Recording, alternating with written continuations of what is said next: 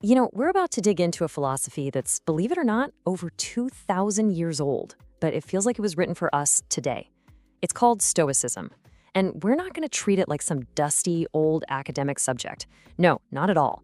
Think of it more like a practical operating system for your life. I mean, seriously, does this feel familiar? You spend years in school, right? You learned math, you learned science, history, but when it comes to the big stuff, like how to handle fear or anger, or just how to navigate the messy, unpredictable challenges of life, you feel completely unprepared.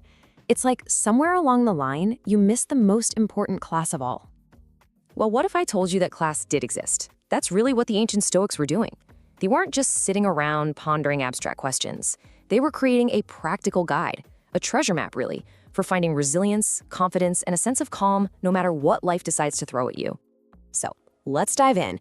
Consider this your long overdue orientation to what the Stoics called the art of living.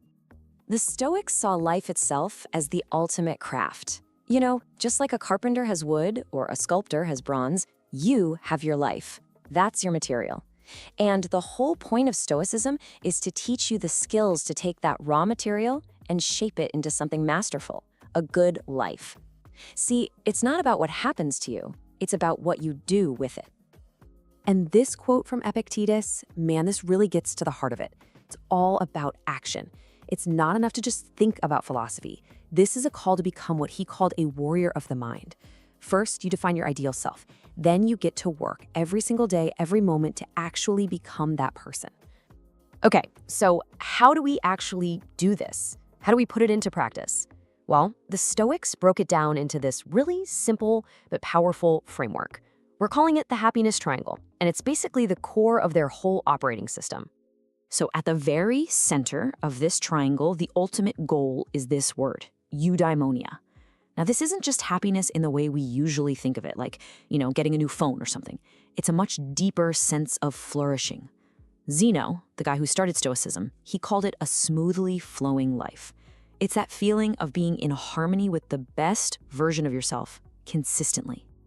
So how do we get to that smoothly flowing life? Well, it all rests on 3 pillars. First, live with Areté, which is all about expressing your best self. Second, focus on what you control, and this is the famous Stoic superpower.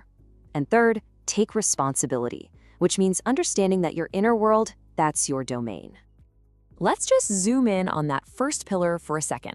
Areté. Now, you'll often see this translated as virtue or excellence, but a much better way to think about it is this: closing the gap. The gap between who you could be at your absolute best and who you are in this very moment. It's about making choices that align with that highest self, being courageous, disciplined, wise, and kind. All right, now we get to what is probably the most famous and maybe the most practical Stoic principle of them all. This section is all about how you handle the absolute randomness of life with grace and strength. The amazing thing here is just how brutally simple this idea is. The Stoics basically divided the entire world into just 2 categories: things you control and things you don't. That's it. Your judgments, your actions, your character, those are yours to command. But everything else, what other people think of you, whether you get sick, if it rains tomorrow, that's not. And the key is to pour all of your energy into that first column and practice accepting the second. This is literally the opening line of Epictetus's famous handbook, and it's the foundation of all Stoic practice. Just remembering this simple distinction can be a life-changing filter for so much of our anxiety. If you can't control it, you practice accepting it. If you can control it, you get to work. The Stoics use this great metaphor to explain this: the archer. So you control your intention and your action, how carefully you choose your target, how well you aim, how smoothly you release that arrow. But once it leaves the bow, a sudden gust of wind could come, a bird could fly by. The outcome is not fully in your control. For a Stoic, success isn't hitting the bullseye. Success is in the quality of the attempt. Or think of it like poker. You get dealt a random hand of cards. You can't control that. Complaining about your bad hand, totally useless. A good player focuses all their energy on one thing: playing that hand, whatever it is, to the absolute best of their ability. That is the Stoic mindset.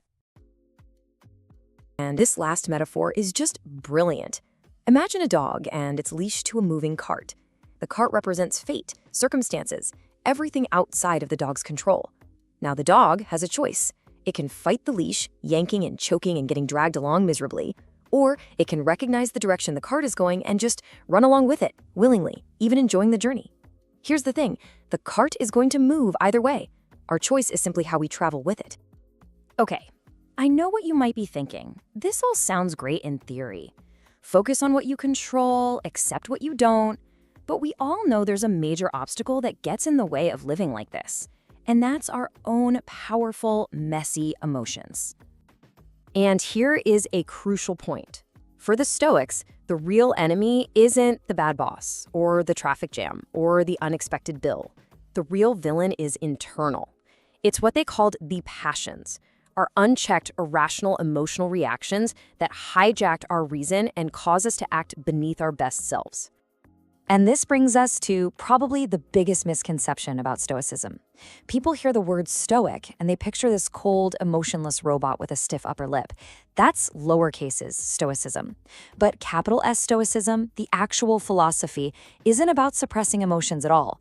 It's about taming your inner wolf. You acknowledge the anger, you feel the fear, but you don't let it dictate your actions. You let reason take the lead. So we'll end with this challenge from Epictetus. Because Stoicism isn't some passive philosophy. It's an active training program for your mind. It's a call to action, to stop procrastinating on becoming the person you know you're capable of being. The contest is right now. In this life, this is the arena. So the only real question left is, how long are you going to wait?